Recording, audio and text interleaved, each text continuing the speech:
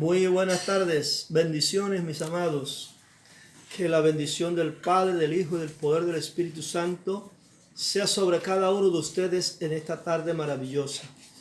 Ya hoy vamos a culminar el nivel 4, líder de excelencia. Vamos a tener la lección 13, la última de este módulo, y tiene que ver cómo debe finalizar un líder. Voy a leer Hebreos capítulo 12, versículo 1 en adelante. Despojémonos de todo peso del pecado que nos asedia y corramos con paciencia la carrera que tenemos por delante, puesto los ojos en Jesús, el autor y consumador de la fe.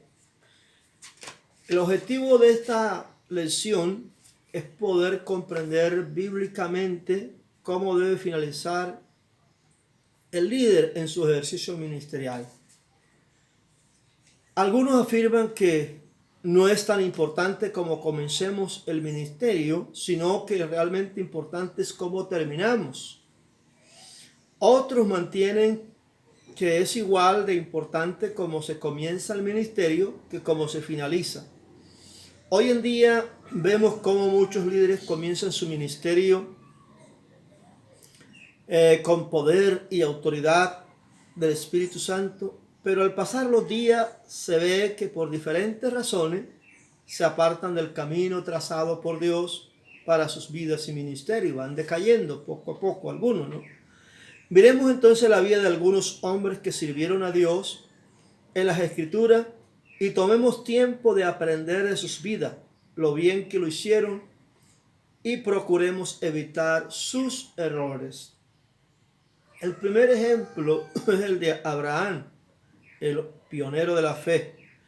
Abraham fue llamado por Dios mientras vivía en Ur de los Caldeos para dejar su tierra y parentela y salir a una nueva tierra para establecer una nueva nación. Dios le prometió la bendición o su bendición a su descendencia y a todas las familias de la tierra. Dios depositó su confianza en Abraham. Cuando usted lee Génesis capítulo 12, los primeros 9 versículos, va a encontrar ese llamado y esa bendición, esas promesas que Dios le hizo a este hombre y que de hecho se cumplieron en su vida, en su ministerio y en la vida de su familia. Abraham fue un ejemplo de fe y confianza en Dios para creer encima de lo imposible, que Dios iba a darle un hijo, por ejemplo, a Sara, aunque ella fuese estéril. Y vemos un ejemplo de la importancia de la intercesión. Abraham había intercedido en Génesis capítulo 18, y cuando intercedió por Sodoma con el propósito de salvar a su sobrino de la muerte y del juicio de Dios. Abraham de hecho fue un gran intercesor, como lo debemos ser tú y yo. Debemos ser unos intercesores ante el Señor. En su vida, Abraham cometió errores en gran parte, pero no por no consultar con Dios. Bajó a Egipto cuando hubo hambre en la tierra. Para proteger su vida, tuvo que mentir. Génesis capítulo 12, verso 10 en adelante. Dejando un mal testimonio ante Faraón, pero volvió a hacer lo mismo en Gerar con Abimelech, ahí en el capítulo 20 de Génesis. O sea, cometió esos errores. El afán de Sara de tener un heredero la llevó también a persuadir a Abraham a acostarse con Agar, la esclava, con el resultado que ella dio a luz un hijo cuyo nombre fue Ismael. Esto trajo mucho disgusto y dolor y fue necesario despedir la esclava con su hijo. Hoy en día todavía se sufren las consecuencias de este error de Abraham. Puede leer Génesis capítulo 16 y el capítulo 21. Pero la vida de Abraham no termina con este incidente, sino con un ejemplo poderoso de amor, obediencia y fe. Dios pidió a Abraham en un día que sacrificara a su hijo, ¿no? Abraham obedeció a Dios creyendo que si fuera necesario Dios lo levantaría a su hijo de los muertos. Hebreos capítulo 11, versos 17 y 19. Puede leerlo. Las palabras de Dios fueron: por mí mismo he jurado, dice Jehová, que por cuanto has hecho esto y no me has rehusado tu hijo, tu único hijo, de cierto te bendeciré y multiplicaré tu descendencia como las estrellas del cielo. En tu simiente serán benditas todas las naciones de la tierra, por cuanto obedeciste a mi voz. Eso lo puede leer usted en el libro de Génesis capítulo 22, verso 15 al 18. También puede leer Génesis capítulo 17 y conteste las siguientes preguntas. Ahí, si tiene su libro, su cuaderno, anótelo. ¿Cuál fue la condición que Dios le dio a Abraham para confirmar el pacto que le había dado? ¿Cuál fue la condición que Dios le dio a Abraham para confirmar el pacto que había dado? Usted puede colocar la respuesta. La segunda es: Dios cambió el nombre de Abraham a... ¿Cuál fue ese nombre? ¿Qué significado tiene el nuevo nombre de Abraham? ¿Cuál fue la promesa que Dios le dio a Sarai al cambiar su nombre? Recuerden que los nombres de cada uno fueron cambiados. Ahí en los textos que usted va a leer, va a encontrar que ya no se llamó Abraham, sino Abraham. Y a Sarai la llamó Sara. En fin, son nombres cambiados. Entonces vemos que Abraham fue un hombre poderoso, un hombre que Dios bendijo en gran manera, un hombre rico, que Dios le dio la promesa de un hijo y de una nación. Lo cumplió, aunque Abraham cometió los errores que habíamos mencionado anteriormente. Aquí lo importante en la parte del liderazgo es no cometer los mismos errores que otros cometen. Cuidarnos, estar pendiente de no fallarle a Dios en cuanto a esto, de no cometer los errores o los mismos errores. El otro ejemplo de otro hombre es Isaac. Es un hombre de paz. Es hijo de Abraham y de Sara, heredero de la promesa. Seguramente había aprendido de su padre la importancia de la oración, ya que cuando supo que Rebeca era estéril, oró y Dios le dio mellizos. Un error que cometió Isaac fue amar más a Esaú, y esto produjo disensión entre los dos hermanos, que también fue alimentado por la madre de los dos, que prefería a Jacob. Importante que en el hogar ni el padre ni la madre debe preferir a ningún hijo. Eso trae problemas entre ellos. Debemos amarlo a todos por igual. ¿Cuán importante es eso? No debemos tener hijos favoritos. Pronto hay uno que se recuesta más a uno, que lo busca, en fin. Pero aquí lo importante es que a todos lo debemos amar por igual, no a uno más que otro. Isaac fue a Gerar y cometió el mismo error que su padre. Mintió para proteger su vida, y esto produjo malestar en Abimelech. Génesis capítulo 26. Sin embargo, aprendemos de Isaac cómo guardar la paz con las personas, y eso es no discutir, sino seguir adelante. Finalmente, Dios dará la bendición. Dios apareció a Isaac y le dijo: no temas, porque yo estoy contigo, y yo te bendeciré y multiplicaré tu descendencia por amor de Abraham mi siervo. Isaac edificó un altar a Dios allí e invocó el nombre de Jehová. Qué importante es invocar el nombre del Señor. Así que Isaac había aprendido de su padre el hacer el altar a Dios, de poderlo buscar, de poder orar, de poder clamar a Dios. Isaac bendice a Jacob. Aquí encontramos una declaración donde Dios le dice que daría abundancia y que sería señor de sus hermanos. Eso está en el libro de Génesis capítulo 27. Lea la historia completa. O sea, usted puede ampliar la vida de estos personajes, investigando un poco más a fondo, porque aquí solamente estamos hablando por encima de cada uno de ellos, de cómo debe comenzar un ministerio y cómo debe terminar. Hablemos de Jacob. Jacob, que también se le cambió el nombre por Israel, fue un hombre con quien Dios luchó. Recuerden aquel escenario donde Jacob luchó contra el ángel. Y Jacob es un buen ejemplo de la obra de Dios en una persona para hacerla un siervo efectivo y dispuesto. Al comienzo de su vida vemos un hombre tranquilo que permanecía en casa, pero al mismo tiempo un hombre que desea ser grande y rico. Jacob, por sus propios medios, busca alcanzar esa meta y por eso compra los derechos a la primogenitura de su hermano Esaú. Eso puede leerlo en Génesis capítulo 25, verso 27 al 34, donde se encuentra esta escena. Él engaña a su padre para recibir la bendición que debía tener su hermano Esaú.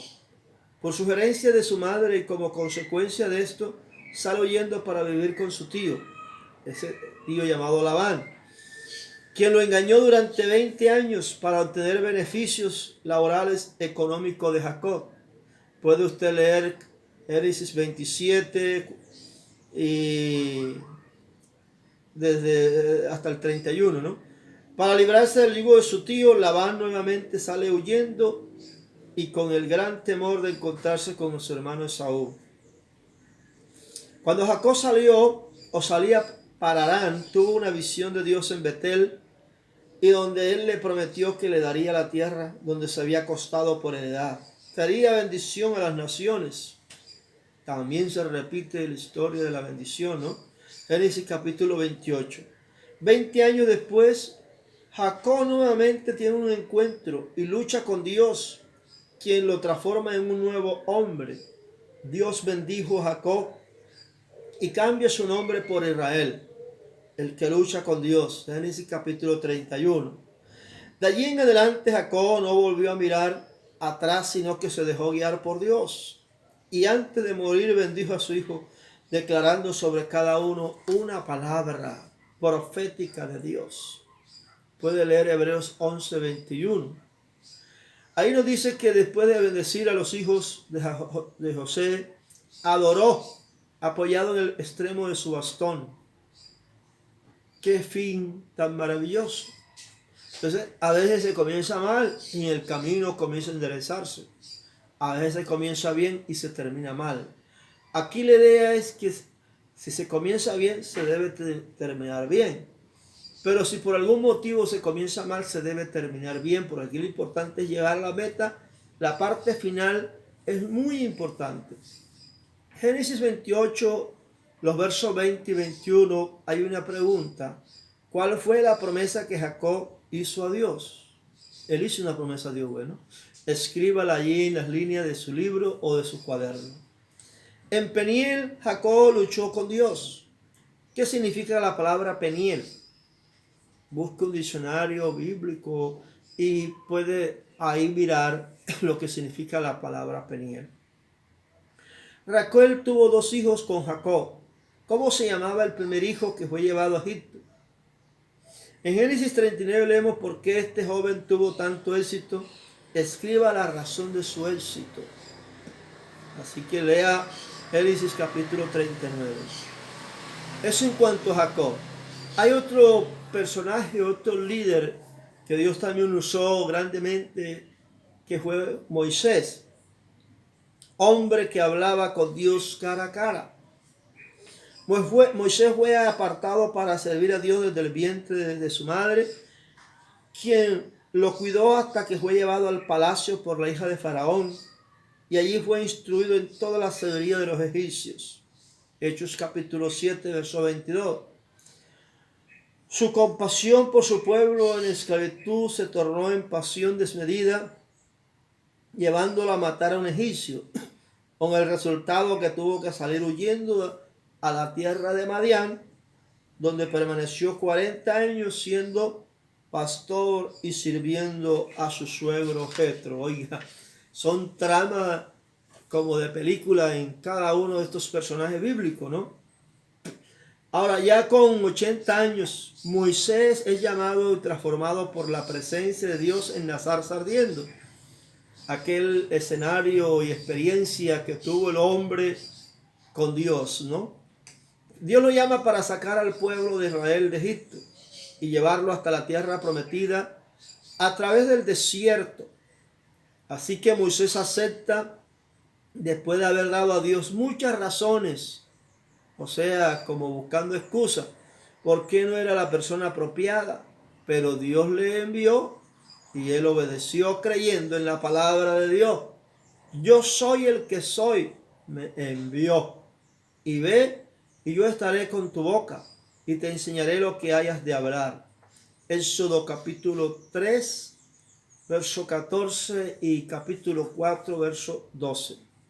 Así que Moisés sirvió a Dios durante los siguientes 40 años, intercediendo, enseñando, juzgando y luchando por el pueblo de Israel hasta dejar comisionado a Josué para seguir sus pasos y entrar a Canaán con el pueblo de Israel. Jehová mismo lo enterró en la tierra de Moab, Deuteronomio 34, versos 5 y 6. Moisés terminó siendo un hombre obediente y siempre fiel a la voluntad de Dios.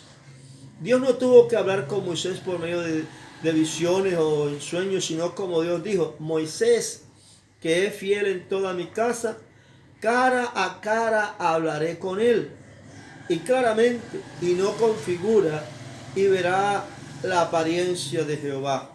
Eso está en Números capítulo 12, versículos 7 y 8.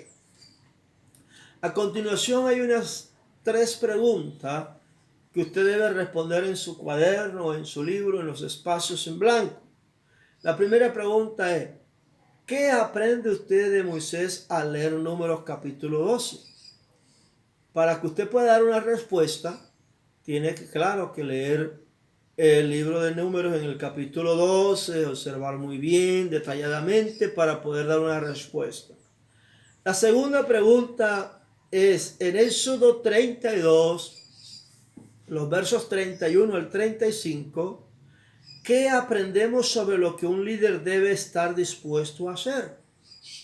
O sea, también debe leer, debe observar, debe analizar para dar la respuesta de qué aprendemos de ese líder o qué aprendemos sobre lo que un líder debe estar dispuesto a hacer.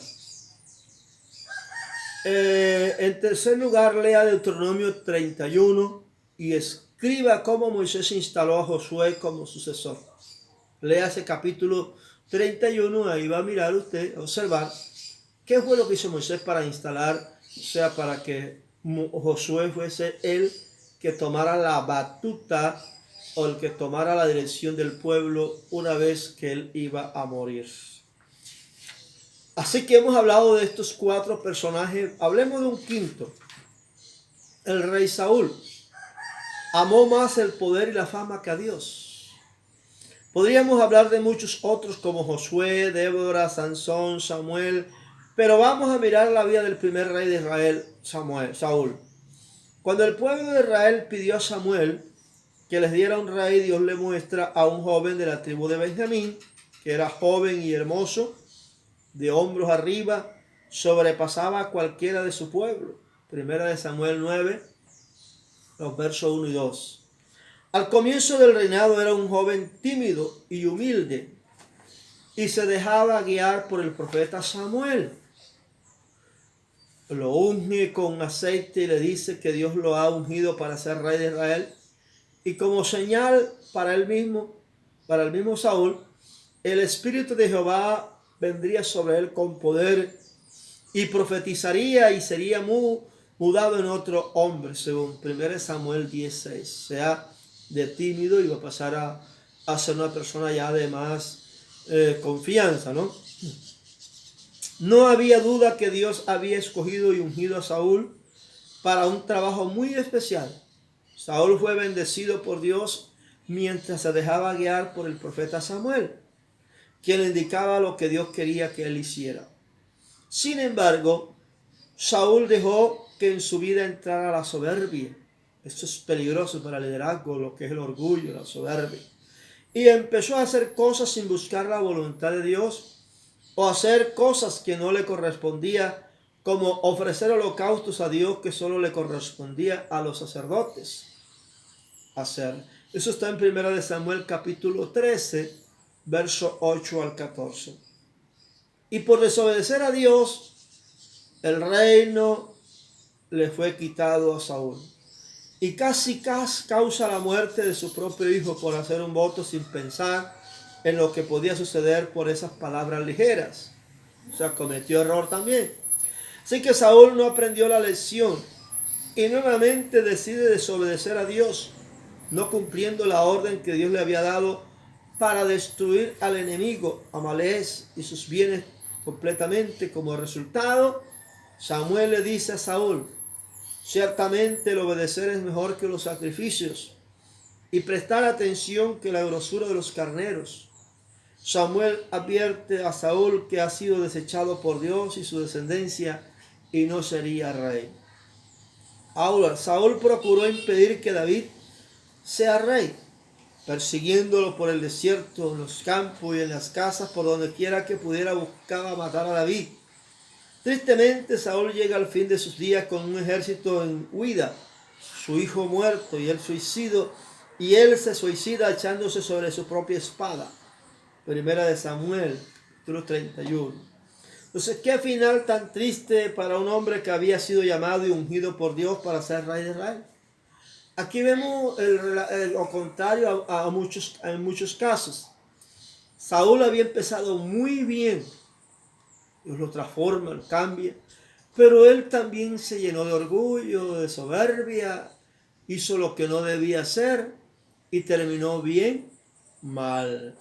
Eso es importante cuidarnos, amados hermanos. Dios nos ha dado un ministerio, unos dones. No podemos nosotros enorgullecernos, llenarnos de soberbia. Tenemos que cuidarnos, cuidar el ministerio y ser humilde y buscar siempre la dirección de Dios. Lo peor que le puede pasar a un líder es no escuchar consejos de sus pastores, sus líderes maduros, no escuchar el consejo primordialmente de Dios. Entonces, cuán importante es el poder buscar el rostro de Dios, el poder consultar a Dios, el poder también escuchar a los hombres y mujeres que tienen experiencia en el camino. Cometió errores, sí. Iba bien, pero terminó mal. Así que cuidémonos. Ahora, hay unas preguntas. ¿Qué aprende usted para su propia vida de los versículos 22, 23 de 1 Samuel 15? Lea esos textos y indique qué aprende usted sobre eso. La segunda pregunta es: ¿qué hizo Samuel cuando supo lo que Dios iba a hacer con Saúl? 1 Samuel 15, versos 11 y 23. Léalo, observe bien el pasaje para que pueda dar una respuesta acertada. La tercera pregunta es: ¿qué nos enseña esto sobre la actitud de un siervo de Dios? O sea, siempre debemos aprender algo. Debemos aprender a ser humildes. Pero la pregunta es: ¿qué nos enseña esto sobre la actitud de un siervo de Dios? Bueno, usted dará la respuesta. Y vamos a hablar de un sexto personaje, es del rey David, un hombre según el corazón de Dios. Recordemos que Samuel dijo a Saúl que Dios había escogido un varón conforme a su corazón y lo había designado para que fuese príncipe sobre su pueblo. Eso está en 1 Samuel capítulo 13, versículo 14. Hechos 13, 22 también. Samuel ungió a David cuando era un joven, pastor de ovejas. Y desde aquel día el Espíritu de Jehová vino sobre David. 1 Samuel 16, 13. La Biblia dice que David sabía tocar el arpa. Era valiente y vigoroso, hombre de guerra, prudente en sus palabras, hermoso. Y Jehová estaba con él, que es lo importante, ¿no? Lea 1 Samuel 16, 18. Pero era un hombre rechazado por el rey Saúl, quien lo buscó durante 9 años procurando matarlo. Más tarde, siendo rey, David también fue rechazado por su hijo favorito, Absalón, quien usurpó el reino y un tiempo David también fue rechazado por el pueblo de Israel. Fueron estos años que tocaron la vida de David, de tal manera que las expresiones que leemos en sus poesías en el libro de los Salmos tocan profundamente nuestras vidas, ya que tratan de sus luchas, victorias, soledad, angustia y confesión de pecado. David fue un adorador por excelencia que expresó a Dios las emociones más profundas de su corazón, que a través de los siglos han traído solaz y consuelo a miles de personas. David tenía muchas cualidades. Fue un hombre físicamente hermoso, con valor moral y físico. Era un hombre de visión, un gran guerrero. Su capacidad de amistad y de magnanimidad evidenció su carácter noble. Pero lo que realmente lo caracterizó fue el deseo que consumía su vida y ambición para dar a Dios toda la gloria en todo tiempo y ser sensible a la voz de Dios. Esto lo llevó a ser un monarca respetado por las naciones y a su alrededor, a las naciones a su alrededor. Tristemente, la Biblia describe al hombre como realmente es. Nos relata cómo David se descuidó en sus deberes. Segunda de Samuel 11, verso 1. Y no tuvo la fuerza espiritual para vencer la tentación, sucumbiendo a la pasión de la carne. Y más tarde cede a la tentación de contar al pueblo. La prueba del orgullo, y en esta tentación su orgullo robó a Dios la gloria. Lo que hace la diferencia entre Saúl y David es el arrepentimiento de David y la confesión de su pecado cuando fue confrontado por Natán y por Dios mismo. En 2 de Samuel capítulo 12 y 24:10. David reconoció que su pecado era contra Dios mismo. 1 Samuel 12:13.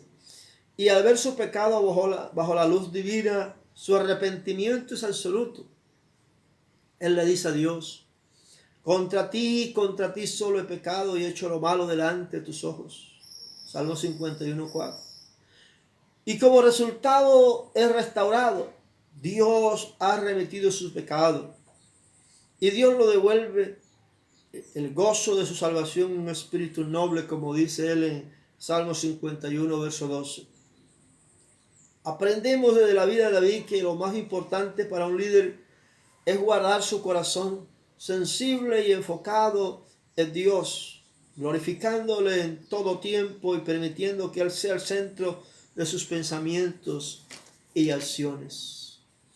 En 1 de Samuel, capítulo 17, versículo 45 al 47, David declara a Goliat lo que sería el lema de sus batallas en el futuro. ¿Cuáles son esas palabras? Anótelas allí en su cuaderno. ¿Cuál fue el gran pecado de David de contar al pueblo? ¿Y cuál fue el castigo? ¿Cómo cesó el castigo de Dios? 3 preguntas en esta parte, las cuales usted tiene que responder leyendo la parte de 1 de Samuel 17. Escoja usted un salmo de David y explique por qué le gusta ese salmo. O sea, usted va a coger un salmo que sea de David, claro. Y usted, ¿cuál le gusta? ¿Por qué razón? Hay muchos muy importantes. Ahora, seguramente pudiéramos hablar de otros líderes del Antiguo Testamento como Esdras, como Isaías, Ezequías, Jeremías, Daniel y Nehemías, pero el tiempo no nos alcanza. Sin embargo, el desafío queda para que cada uno de ustedes estudie la palabra y saque sus propias conclusiones. Pero también vamos a mirar a otro líder como Pablo, el hombre radical y comprometido con Dios. Una cosa, dice él, hago, olvidando ciertamente lo que queda atrás y extendiéndome lo que está delante, prosigo a la meta, al premio del supremo llamamiento de Dios en Cristo Jesús. Eso está en Filipenses 3, versos 13 y 14. Pablo, el gran apóstol y misionero, fariseo de los fariseos, hombre estudiado y preparado en la ley, habiendo estado a los pies de Gamaliel, ciudadano romano y perseguidor de los cristianos, conoce a Jesús en el camino a Damasco. Y desde ese día emprende la carrera de su vida, seguir a Yeshua, a Jesús, siendo investido con poder del Espíritu Santo para ser testigo en el mundo gentil de sus días. Un líder por convicción, llamado por Dios y con el compromiso de serle fiel hasta el fin de sus días. Una ilustración que usa Pablo es la del atleta que corre en una carrera que para ganar no se enreda en otras cosas que puedan quitar su mirada de la meta. Así debe ser un líder cristiano, uno que corre la carrera para alcanzar el premio de llegar a ser un varón perfecto a la medida de estatura de la plenitud de Cristo, según Efesios 4:13. Miremos algunas características del apóstol Pablo que lo llevaron a través de su vida como ministro de Dios. Sincero. Pablo fue sincero al perseguir la iglesia y luego en predicar el evangelio. Celoso y comprometido. Todo lo que hacía se comprometía a hacerlo 100%. Dice, prosigo al blanco. Un hombre de decisión. Tomaba decisiones claras. Señor, ¿qué quieres que yo haga? Humildad. Pablo, así como era sincero y reconocía que no era digno de ser apóstol de Jesucristo, 1 Corintios 15:19, supo defender su ministerio y apostolado, según 2 Corintios 11:5. Valor. Pablo enfrentó la persecución y los problemas en las iglesias con valor y amor. 1 Corintios 2 y 2 Corintios 7. Magnanimidad. Dios transformó a Pablo de ser un hombre fanático e intolerante a ser una persona generosa y tolerante. Responsabilidad. Pablo había tomado una decisión de seguir a Cristo y al recibir el encargo de Dios decidió cumplir hasta el fin de sus días. Amigo y compañero de trabajo sincero. Pablo fue leal y amaba a sus amigos, que fue un factor importante para reproducir el liderazgo cristiano, tales como Tito, Timoteo, Silas, entre otros. Agradecido. En todas sus cartas Pablo expresa su gratitud a los creyentes. Hombre de oración. La oración personal era fundamental en la vida del apóstol, como lo vemos en 2 Timoteo 1:3, de que dice de que sin cesar me acuerdo de ti en mis oraciones noche y día. Era un hombre de oración. Hay que imitarlo. Pasión por las almas. Hasta el fin de sus días Pablo procuraba que las personas llegaran a conocer a Cristo. No dejaba ese oficio a otros, por eso, estando en la cárcel, seguía anunciando las buenas nuevas de salvación de Cristo Jesús. Él decía, por lo cual soy embajador en cadena, que con denuedo hable de él como debo hablar. Efesios 6:20. Todo líder debe buscar terminar su carrera